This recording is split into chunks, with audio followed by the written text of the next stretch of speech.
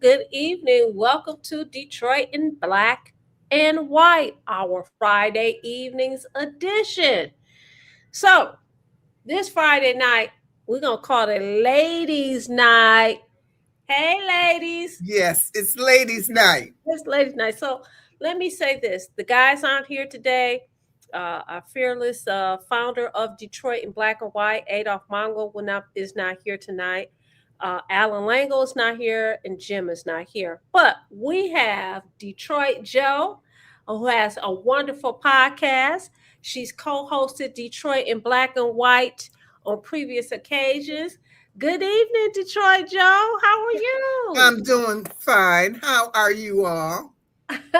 And we also have, listen, since it's ladies' night, we have to give a shout out to the person that's in the background, keep everything going. Lady T. Good Lady T, evening, you Lady wonderful.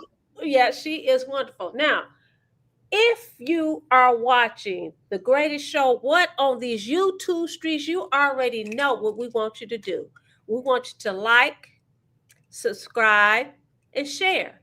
To subscribe is free. You can also join us by making comments in the comment section, or you could come on into the room. You can use your camera on your phone, put it up to this link, and come on into the room. First, I want to give a shout out to, let's see, Dwayla Boyce, Jill Sheridan, Janet Overall, Edward Alt.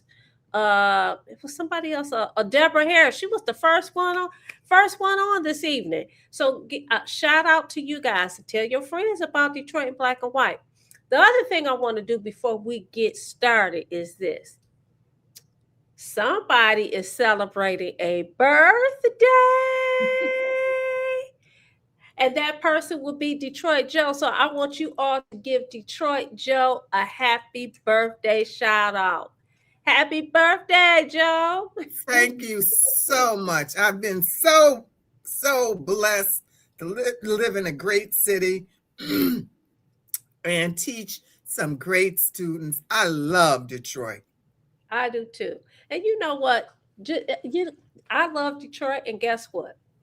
Guess what? Sometimes, I get mad at Detroit, but Yes. I'm like Dorothy. Dorothy and the Wizard of Oz. I tell people that all the time. There's no place like home. Listen, we got lessons more.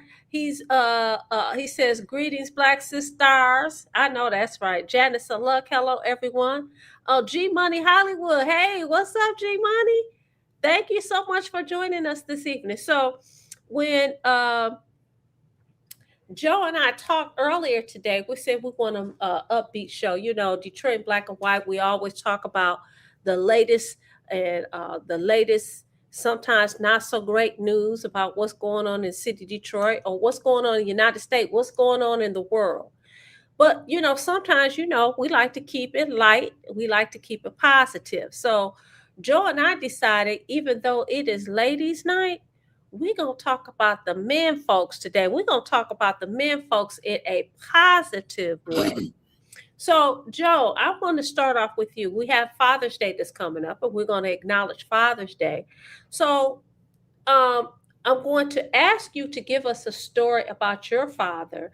But before I ask you that, let me ask your opinion. Why is it that you think that, do you believe that fathers are undervalued in society? Absolutely. And why do you think it is? We don't honor them. We throw them into one group and say they ain't no good. Mm-hmm, You're gonna be just like your daddy. mm-hmm, Uh, they act like that no father pays his child support. mm-hmm, No father is doing anything positive, or there's no father in their picture, and that's not the truth. mm-hmm. Which goes into my story. Okay, let's go. It's long, but I'll try to make it short. Okay. Back in 1958, people did not divorce, especially not Black folks. Mm-hmm, My parents had married, had two girls, and they divorced. So Daddy was legally, and I read the paperwork because I actually have it, puts him out of out of the house. Mom, who is a veteran, World War II vet, sees life different. So she goes down and because they tell her her daddy's got to pay X amount of money in child support. And one day she said, John doesn't need to pay me anything because he took care of Joe's her dental bill. And the man, big hillbilly, said to her, woman, I told you that's not the way that we do it here. Now, so he spoke to her wrong, but she'd obviously had some type of run-in with him before. And my mother said, take him off of your rolls. We will not be coming back. And he said, aren't you on welfare? She said, I told you before. I pay yourself.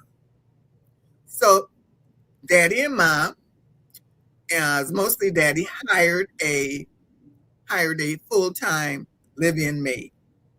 Back then, black folks didn't work for black folks, especially maids.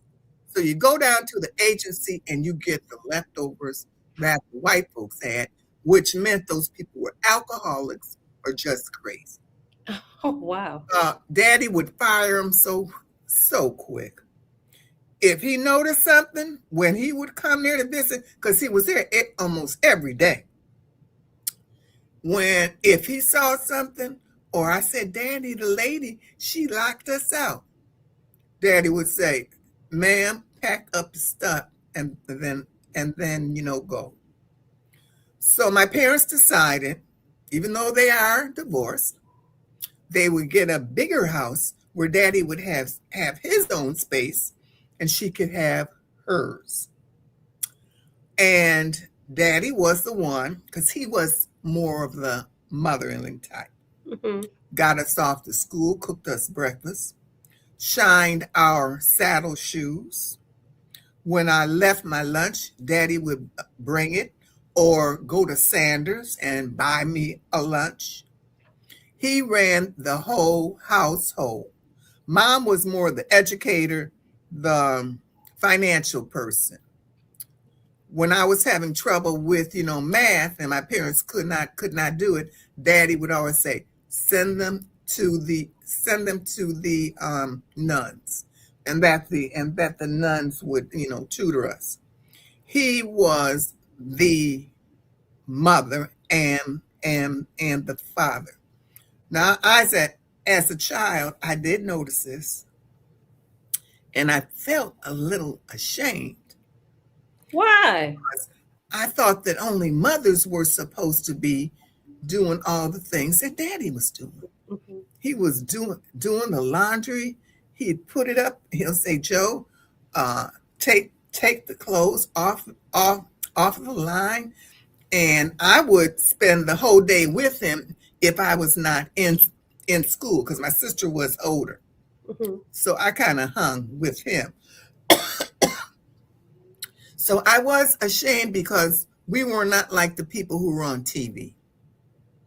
So when people thought that my parents were married, my sister and I, we just played it off. Yeah, we lived in the same in the same house, and I thought it was a secret until I was in my 60s, and I said to my cousins, I said, "Do people know that our father raised us?"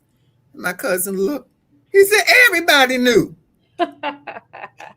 So then my mother's sister said, "Oh, your father did a good job raising you all." I said, "Damn, it really wasn't any secret." And then one day when she was in her 80s, she said, "You know that your father raised you, right?" I said, "Yes." So I know there are good men out there who take care of their kids, but they get no credit. They only want to focus on the horrible part. Financial and the finances. So, uh, fathers, in my opinion, fathers provide critical emotional, cognitive, and social development for children. I I'm one of three. I'm the oldest, the only girl. And my father was tough. I mean, I'm not, I think I've shared stories about my mom. My father was tough. However, I knew growing up that if anything went down, he had my back. I knew that he was a provider. He wasn't just a provider in terms of making sure that we had lights and gas and food and clothing and things like that. He um, he also provided me with help in terms of education. Every play or anything that I was involved in, my father came more so than my mom. And my Uh-huh. mom became my mom. As I got older, she was my best friend. She was my number one cheerleader. Hmm. But as a kid growing up, you know, because we've been socialized that the mother has this role and the Right. father has this role, it was kind of unique. So my father didn't have a 9 to 5. He was an entertainer. So for me, it was hard, looking at the neighbors, their daddy's getting up, going to work, and he's because he done hung out all night, but he was a comedian. But uh, the point is that he would help me with homework. Some of the best essays that I wrote in high school, the teachers were very impressed. You wrote this, that kind of thing. It was his assistant. He assisted me in making sure that I met my academic goals. He encouraged me to meet my academic goals. As a matter of fact, I recall when I said as a little girl that I want to be a lawyer, he went out and bought some legal books and was like, "Here, this is your motivation." He had friends because he was in the entertainment field. He had friends. He made sure that he exposed me to his friends that were judges and lawyers. And so it is uh, unfortunate that we live in a society where men are devalued. They are looked at, as you indicated. Look, if you have to, provide financial stability, and don't get me wrong, that is part of it too. But that's just part of it. As a practitioner, especially as a practitioner practicing family law, um, it always inevitably people could. I mean, it take two people to make a baby. Two. Two. Make one by yourself, okay? It takes two. Even if you decide you're gonna go to a lab, you got some man's stuff, okay, in order to have this baby. And so it has always been my belief that it takes two to make them, it takes two to raise them. Absolutely. And a lot of times, I will say in the court system, uh, it would favor the women. Now they've gotten better, but it would favor the women. My position was always, look, you picked him. Your kid didn't have nothing to do with what you decided that you wanted to do. You laid down with him, you had a baby. Now you want to vilify this guy, not only in front of his kids, but in front of the judges and everybody else, for them to be disrespectful. So you wonder why some of them say, you know what, I don't want to deal with the court system. I don't want to deal with you. And that's really unfortunate. When we look at how, um, even for Father's Day, fathers, they get a barbecue grill, or you grill for them. They get a tie or some tools. Mothers, guess what? You giving them money, you giving them flowers, you Mhm. giving them diamonds, you giving them rings, you giving them all kinds of wonderful things. And I personally have a problem with that. I will say, I have two sons, and even after I'm a divorcee, and even after I divorced my ex-husband, I thought it was important that he continued to play an important role in my children's life. And I didn't want money to be a barrier. And don't get me wrong, some days it was really, really rough. But I had enough confidence that I knew that they would be able to make their own judgment about both of their parents. But Right. I thought it was very important that I did not put any barriers between them and their father.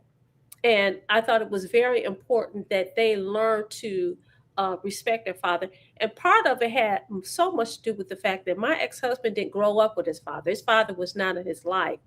And so when we got together, he asked me to promise him that if we should not make it, that I would never take his kids away from him. And I told him I wouldn't do it, and I did not do it. Mhm. And so whatever kind of relationship they have, that's their relationship. I had nothing to do with it other than trying to foster and facilitate a loving, kind relationship without putting any barriers in place. You know what I want us to do? I know G Money Hollywood want to talk about Carmelo Anthony. I want you to save that for tomorrow. Okay. We want to talk about Father's Day. Joe and I talked before the show about what we are going to talk about. We want to talk about fathers. We want you guys to weigh in. I'm going to give a shout out to Irene Matthews. Hey, Irene, good evening. Uh, Janet Overall says, Happy birthday, Joe. Uh, Thank you. Les Moore said, Welcome to another rotation around the sun. He's wishing you happy birthday. Thank you. Mila Brown says, Good evening, ladies and good people from the D. Good evening. Uh, Hey, Mr. 1213 says, Black fathers are especially undervalued in society. exactly. Um, Les says, My father and granddaughters were and are the best human beings I've ever knew. Uh, Taylor May, what's up? He said, Vanessa's eyebrow raised.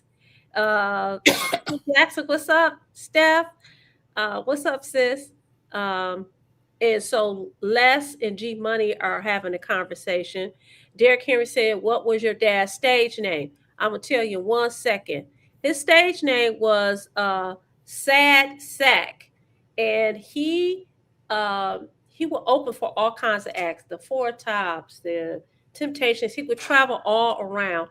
And he was an independent artist. CBS was about to pick him up, but full transparency, he had a vice.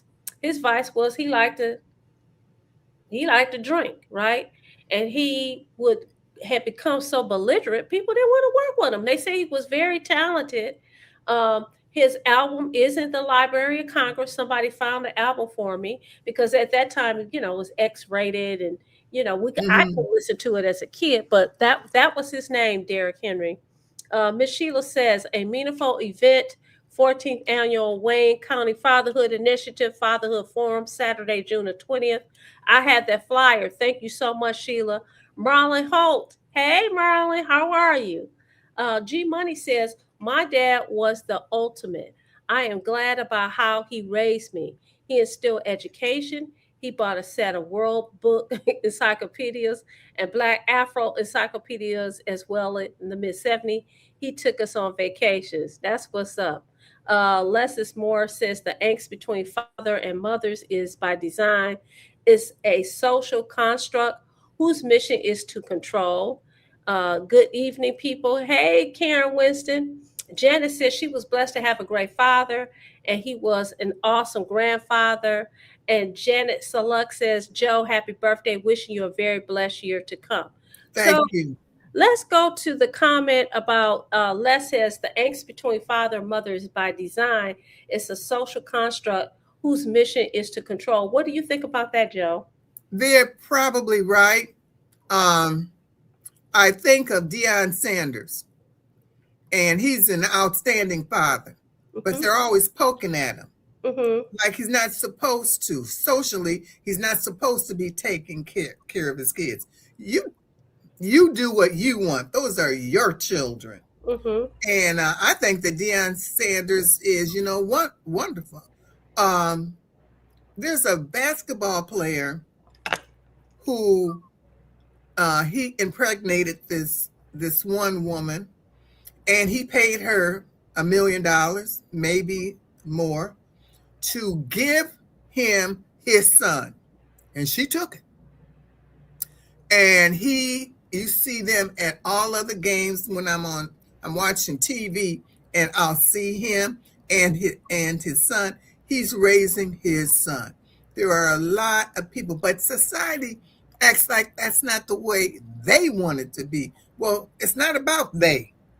Mm-hmm. It is about the people who end up having them. So Yep. we have to change our whole mindset. I agree. I have a friend that is a wealthy man, and one day we were, and his daughter would come and visit, and she didn't want to go back home, so she stayed with her father, and he was paying child support. And I said, "What you paying child support for? Hmm. You paying child support to a woman that she and her new husband have more money than what you had." And but that was the way society had set it up then, you know. Yeah. Well, I I'm gonna ask you to put a pin in it, and we're gonna come back to Detroit Black and White. We're gonna go to a break, and we'll come back and we'll resume the conversation talking about fathers. Yes. Hi, I'm Eric Sabri, your Wayne County Treasurer. Are you living in the home of a deceased family member and you're facing property tax foreclosure, or maybe you know someone who's in the same situation? The probate process may be helpful to you. If you file a probate petition and notify our office, the foreclosure proceedings will be halted during the probate process. We have several nonprofit partners who have free attorneys who can assist you. Contact our office, 313-224-5990, or email us at taxinfo@waynecounty.com. Don't lose your family property. Some of these properties have been in the family for 4 or 5 generations. Contact us now. We're here to help.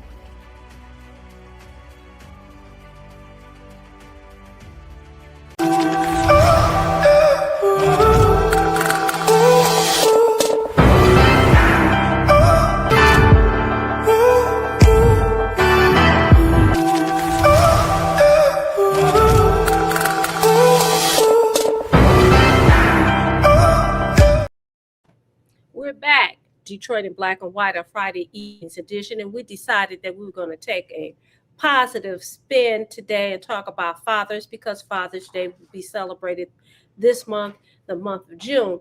You know, speaking of fathers, recently, I don't know if you or anybody that's watching Detroit in Black and White watched the movie Michael Jackson movie where they talked about Michael Jackson, and they actually, there was uh, talk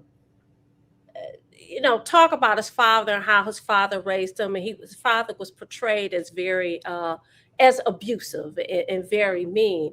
And I found it very interesting because the reality is this: back in the 50s, 60s, 70s, people were whipping their kids. Okay, Yes, they were. teachers was whipping their kids. But Yes, let me they say were. this: if you want to talk about Mr. Joe Jackson, the reality is he disciplined those kids to become, and Michael Jackson was one of the greatest artists in the world. He instilled in him a work ethic. And one of the things that the reason I pointed out is because people, like you said, it's a social construct to make fathers look really bad. Fathers were usually the disciplinarians, and the mothers were the ones that, were the nurturers. You clean the house, you go to the grocery store, and those kind of things. But it's real easy when it's not your kid, when it's not your daddy, it's not your family. It's very easy on the outside on the outside looking in to pass judgment, but we wouldn't even know about the Jacksons, and realistically, we wouldn't even know anything about. And I'm just, I was a little girl when the Jacksons were, very Mhm. popular. Remember that group, the Osmond brothers, who tried to Yes. mimic the Jackson Fives? Hmm. Their father was just, they were Mormons. He was just as strict. And you see how, and they talked about that as well. They did use the word abusive. They talked about how strict he was, but had they not instilled in them that kind of work ethic, we wouldn't know anything about them. That's right. Listen in the chat. What is your opinion about it? I think it's your child, and you raise them the way that you want to. Now, I don't have children, but I would say, as a teacher, when I first started, we had the paddles. I was so happy when we took away the paddles, and you just talked with the, child, or you called up their parents. Mhm. That made life so much easier for me. I think about the Williams girls. Now, I know their father didn't abuse Absolutely. them, but he worked them. Mhm. Look at them. Those are two fine women Mhm. doing great things, but their Mhm. father worked them out and worked them.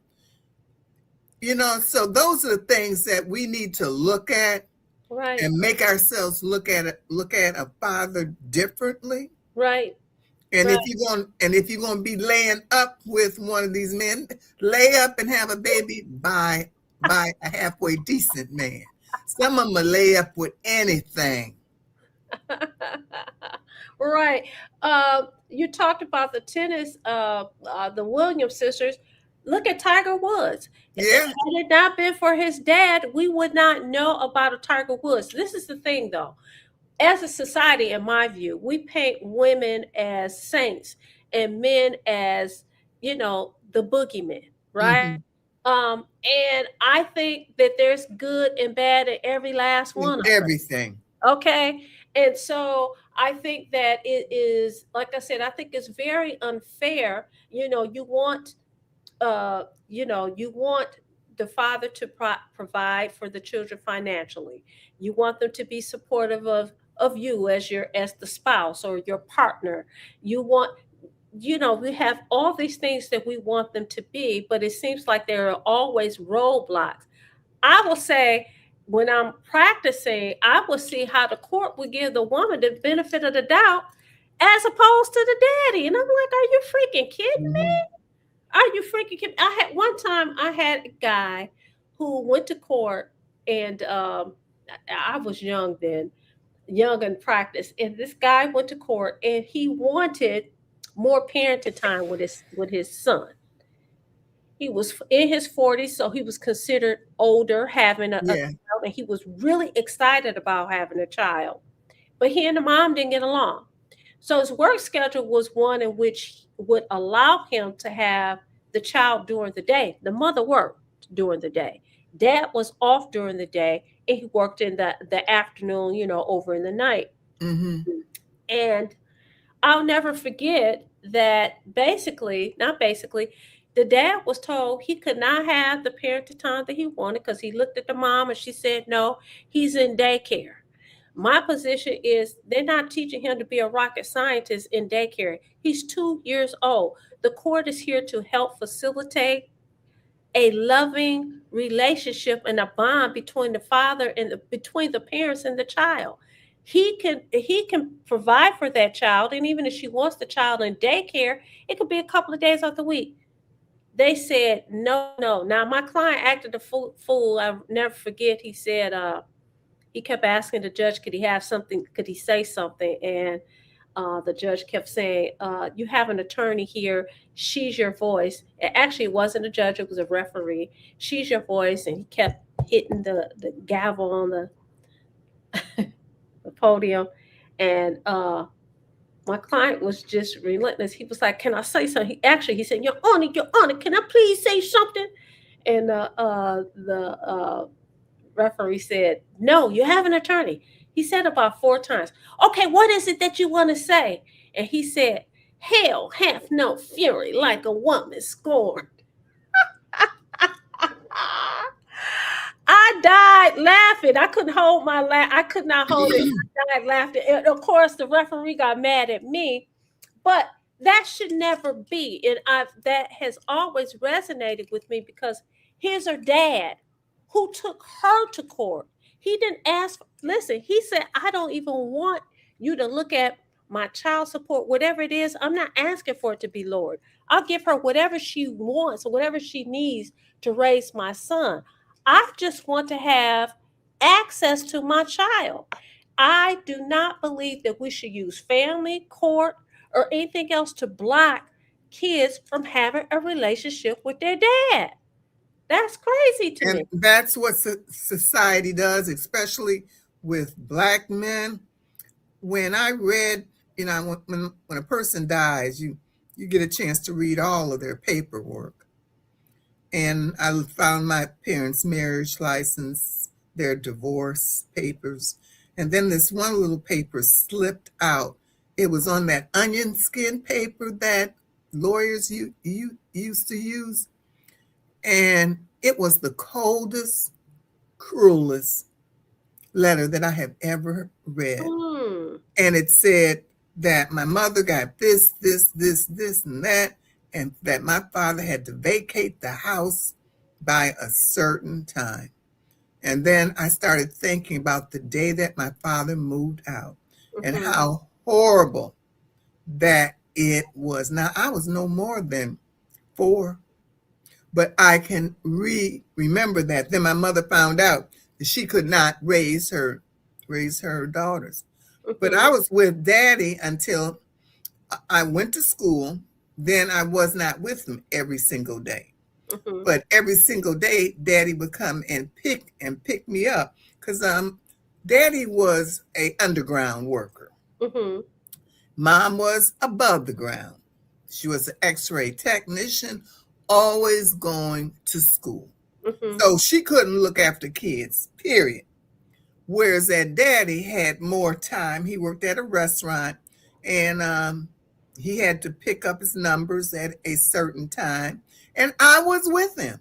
Mm-hmm. I had people tell me, your father changed your diapers on the bar, Mm-hmm. because I was in and out of places like the Three Sixes. Mm-hmm. I took part in Paradise Valley, Mm-hmm. which is probably why I hate the gentrifiers so much. I was trying to figure out, why do I hate these people so much?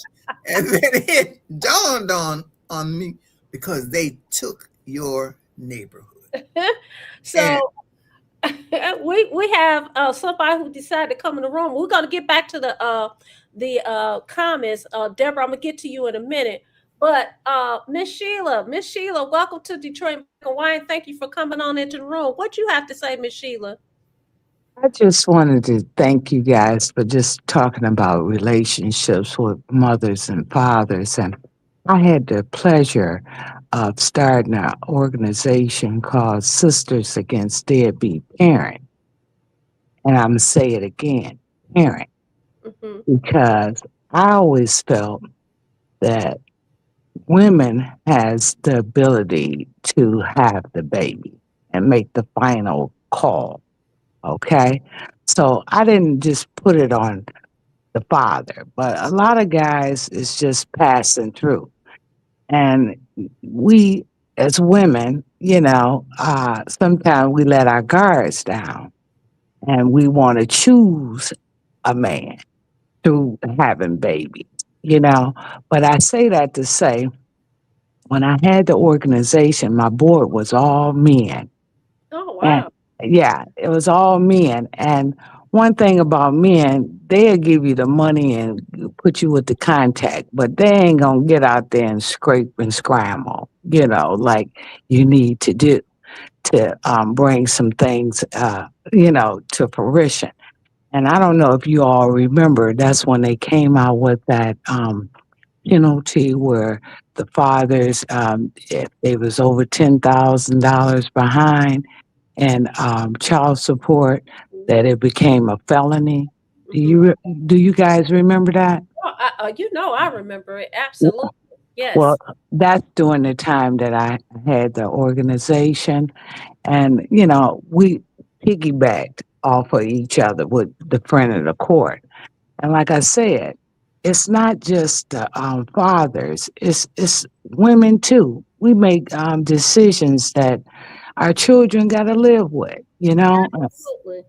far as Absolutely. who we choose Absolutely. to be our baby's father. So nowadays, you got to be real concerned about who you allow to be your child's parent. And Ab- that's what we need to consider with these young kids, because a lot of times we just be having fun, you right. know, and things just happen. And you say, oh, shoot. You know what I'm saying? And it's not a whole lot planned. You know what I'm saying? Especially Yeah. with young people. And then there's a lot of young people having babies and they're illiterate themselves. And we was illiterate being adults. So you know how a child is being a parent. You know what I'm saying? So we have to deal with a lot of that. And I Right. just appreciate that anytime a man want to be a father, let them. Yeah. Now, if some men Absolutely. out here that plays real games with the child, and I happen to been in that situation. Hmm. And my thing was, hey, I ain't gonna let you keep playing in and out on my child. I'm a raise my child and be the best parent I can be, and try to surround her with men that that she know that's responsible, and keep it moving. You know what I'm saying? Yeah. So it's Yeah. all kinds of situations, but I say that to say nowadays, honey, these parents now, these children are in trouble. We keep saying it's the child. No, it's the Let me say parent. this though, Sheila, and Detroit in black and white. Everything in my mind is not only situational; it's temporary. Someone could be a buffoon when you're 4, 5, 6, 7 years old, but when you become 17 and 18, they change their life around. The point that I'm making is never too late to try to turn the ship around. And I do think that we bear responsibilities because, again, as I said earlier, children don't pick their parents. The parents are the ones who pick what they want to do. I heard somebody, what I think it was today, I was watching an interview with this guy. He's a comedian, and he said, "Listen, I got a vasectomy because I knew I was out here slanging and doing whatever, and I froze my, had my sperm put away, so when I want to have a baby, I can, but I didn't just want to have children with just anybody." And so, and some of the people that I was interacting with, I could tell, look, this is not somebody that I want to be the mother of my child. So I think that we both, and when I say both sexes bear the responsibility. I want to get to some of the comments. Deborah Harris says, when it comes to discipline of the children, the way this uniqueness comes out is that dad assumes the buck stopping initiative taking role. A child ought to not see that mom is always I don't know what the rest is. Um, she says, but fathers bear a unique responsibility, are given unique responsibility in the marriage to lead, protect, and provide for a wife. Those three things, and the children are watching this. Leslie Moore says just one stern, solid belt lick will change a child's mind real quick. G I Money believe that. G Money says, I am a huge tennis fan, and most black men and women who play the sport have their fathers present, and the media never acknowledged it. It's all about the mom and the dads go overlooked. Look at the Williams. Good point. Uh, Someone made sure that we said they talked about the Williams sisters. Marlon Holt says, you get what you put in as a parent. Don't get on your deathbed acting like parent of the year, but you were an absentee parent. It's a new day. Kids are watching. Thank you for your comment. Karen Winston said, "Oh my goodness." Les says, "My dad replaced physical discipline with fear." Dory Dinar says, "In the Asian world, they call it a tiger mom, strict disciplinarian." Mr. Duckett said, "Hey, Mr. Duckett, good evening. Good evening, Mr. Duckett." Mr. G Money says, "Not only the Williams, look at Coco Golf, Naomi Osaka, Ben Shelton, and Francis Tiafoe. All of their dads are at the matches, and the media is hush, hush. I know black men are good dads, point blank." Les says, sadly, so many mothers have intentionally ruined the relationship with father and son in particular. Taylor May says Sonny Wilson's spot. I guess he was asking, responded to you, Joe. One of them, yep, Daddy. I knew Sonny Wilson very, very well. Okay. Marla says, my paternal grandmother was a saint in my mind. Deborah Harris says she loves your story about your father. It was beautiful. Marlon Holt says, "My body, my choice." Right, right. Les says, "Both fathers and mothers are pawns of a racist, barbaric system." G says, "My dad used to book the numbers too. I went on this route with him every day when he picked me up from kindergarten and also go to the racetrack with him. We had a lot of fun. He spent quality time with us." Yes. Okay. So one of the things that, somebody else I'm going to point out, their father went to prison, but their father was the motivation for them to do what they're doing, what they're doing today. And that would be Clarissa Shields. Clarissa Shields' father, even though her grandmother raised her most of her life, her father had a definite impact on her life and in terms of steering her in the direction of boxing. But people really don't want to talk about that. And this girl is she's on fire.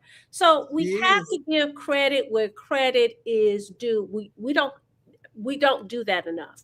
No. Marlon, you talk about your grandparents. Listen, my grandparents, my maternal grandparents, because my father didn't. That's another thing I was going to say. My father didn't know his father. Okay. And so it was important to him that he said to my mom, when we have kids, I want to be a father to my children. I don't want a divorced family. I want to be there for my children. And I found myself, I did the same thing that my mother did. I made sure no matter what was going through, look, that's your daddy. I didn't make you by myself because I think it is very important. I do. We're going to take a break and we're going to come back to Detroit Black and White. We talk about fathers and the importance of fathers. Hi, I'm Eric Sabri, your Wayne County Treasurer. If you're living in the home of a deceased family member and you're facing property tax foreclosure, the probate process can be helpful to you. If you file a probate petition and notify our office, the foreclosure proceedings will be halted during the probate process. Contact us at 313-224-5990 or email us at taxinfo@waynecounty.com. We're here to help.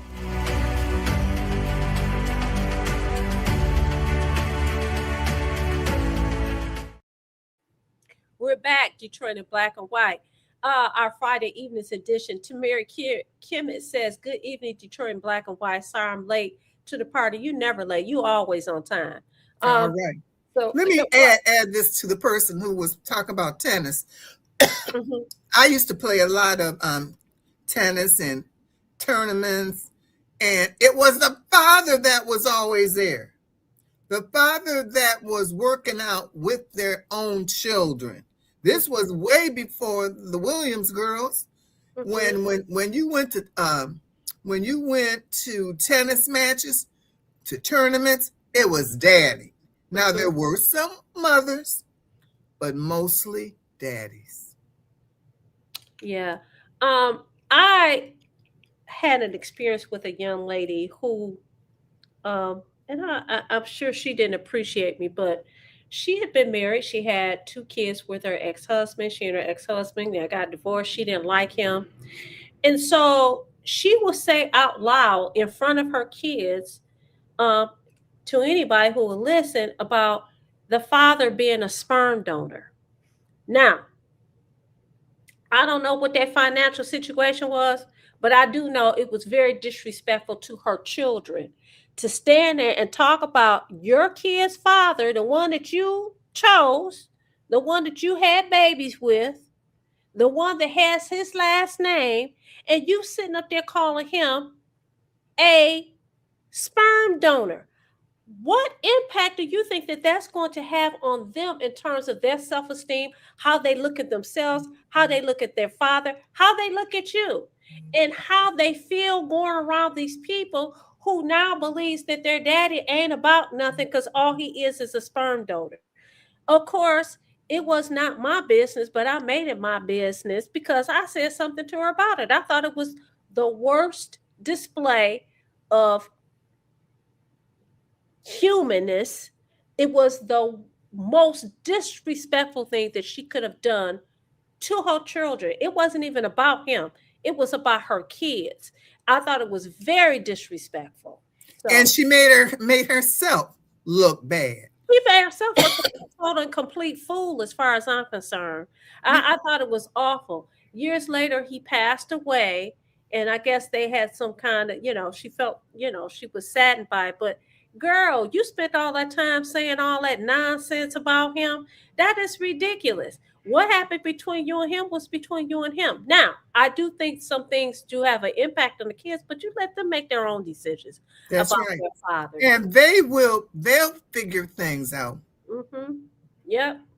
Uh, let's see. I Uh, agree. I agree with that. But sometimes, it'd be emotional things that both of them go through. You know what I'm saying? And the sad part is the baby is the victim. Nowadays, we don't have a village. The neighbors, your aunties, your uncles, everybody involved helping, raise that child like they used to when we was growing up. Everybody whooped your butt. Even the neighbor next door, Yep, Alberta, I he got. told on you. And she hit you, with a switch and whatever. But nowadays, no, don't nobody want to be involved. They be like, that's your problem. And I think it's a we problem if we let these kids go. yeah, I do. So, Miss Sheila, I'm going to ask you a question. Is your dad still living? My dad is deceased. Okay. My Did you dad is, acknowledge him on not just Father's Day? Did you just acknowledge him just because he was your dad? yeah, I Okay. did. But like I said, well, I didn't say, my father wasn't in my life. Okay. Okay. And how did that, without me, if you don't feel comfortable, that's Oh, fine. I'm okay with Sheila. You feel that he was not in your life? I felt very unbalanced Okay. without having my father in my life. But I had, other people, my uncle, I had uncles that was in my life. So it was okay. But I'm saying to you as a He parent, was not in your life? Do you know excuse why? me, excuse me. Do you know why he wasn't in your life? Well, my father was doing what he living his life Mhm. and was in the service. So he was away Mhm. in my childhood. Okay. He Okay. was in the service. Okay. Marlon Holt says both races, Detroit and Pontiac, the underground businesses that put kids through college. You right about that. The numbers did put a whole lot of kids in college, bought a lot of cars and homes and everything else. G Money says his parents were together until his father passed. We were one of very few black families who did not have a strong relationship with our grandparents because we refused to be with anyone else. Only mom and dad. Wow. Edward All says, thank you, Miss Sheila, for telling the truth. Dorian Denard, good evening. There is a generation of women raised by bitter women to not be mothers or wives. Tamir Kimmy said, you're absolutely right, Attorney Moss. Sperm donor is totally disrespectful. Tamir Kimmy says the fathers have been eliminated through social engineering, the prison industrial complex. That is so true. That is so It true. is. It is, and it's very sad. I think there are some programs where they try to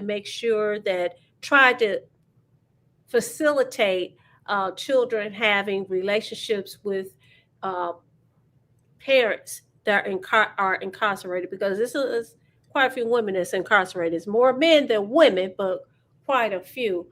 And that too can be traumatic for kids that are growing up. I don't know if anybody has had the experience of going to meet somebody that's incarcerated, going to meet with them, but I would tell you, uh, hearing those bars, the gates closing and locked up, it's a very unnerving feeling.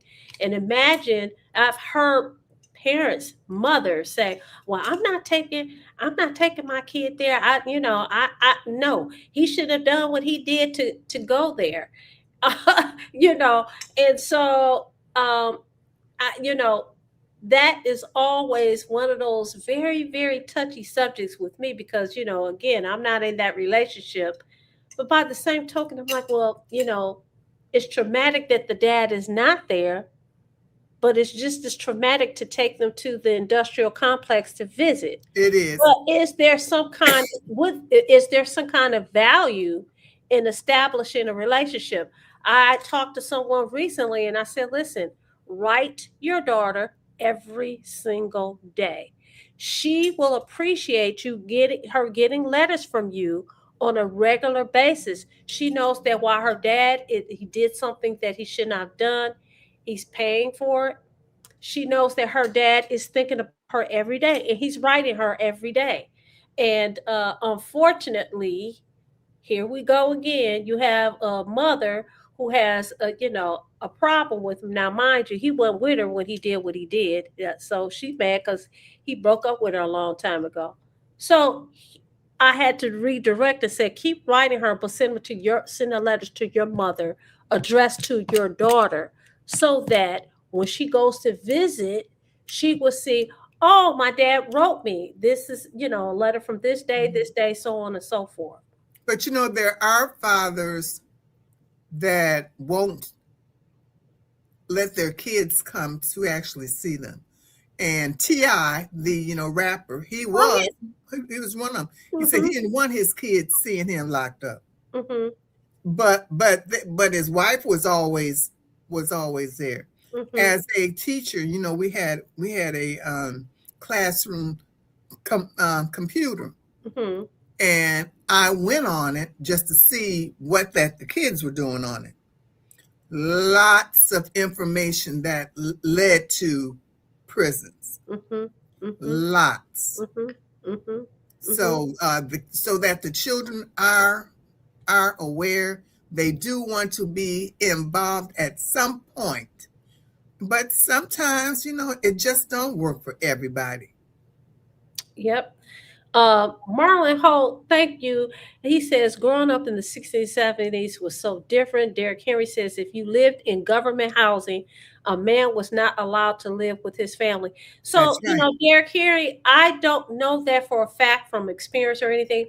I just remember watching, what's that movie, Claudine? Was it Claudine? And she wasn't allowed to have a boyfriend. She could have an iron, boy. She could have nothing. That's how they want it. They want you to stay in that type of situation. I hope things have have gotten better. Yep. But that kind of makes you stay in poverty. Right. Absolutely it does. G Money says, yes, Pontiac, Detroit, Hazel Park, DRC, and Windsor racetracks were frequently visited by my dad, and I was with him. Also, he took me to big time wrestling at Cobo to see the Red Wings at the Olympia. Leslie Moore said Detroit Pistons owner Tom Gores owns a company that charges very high costs for inmate family costs. Oh, yes, he does. He's making a whole lot of money. Now, that's horrible. He make a whole lot of money. So he's making a whole lot of money, and then you guys spend all that money going to the LCA to watch the Detroit Pistons. To Mary Kimmett, give me those earrings, Queen Vanessa. Those and the unks. You're too stylish. Thank you.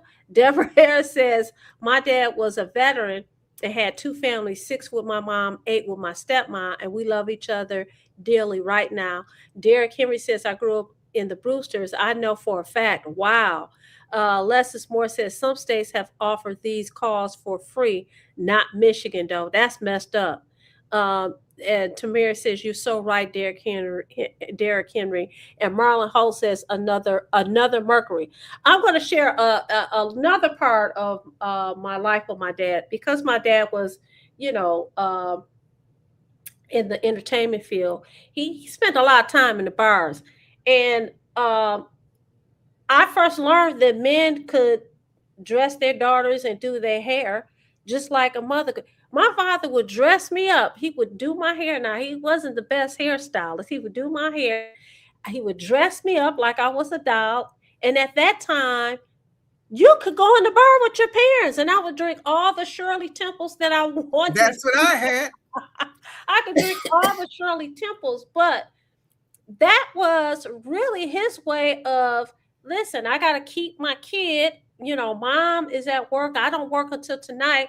I want to go out and play. I want to make sure that I have my child with me. So he took me with him. That's And, right. and so those are memories that I will hold on to. I mean, and this is the thing about human nature. We can always remember the bad.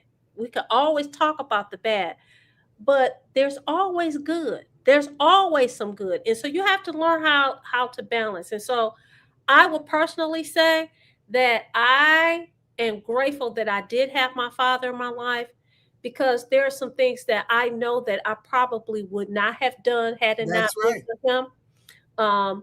I remember as a teenager, he would buy me nice things because he didn't want me to feel like I had to be a girlfriend to a boy to get things, My material father things. would say the Now same he talked to thing. me some kind of way, you ain't gotta depend on what That's when you did. my I, father said, "Don't you ask a nigga for nothing in these streets," she and he said it, meant I it. didn't. And he meant it. You don't ask them for nothing She because said you it, have I me. didn't.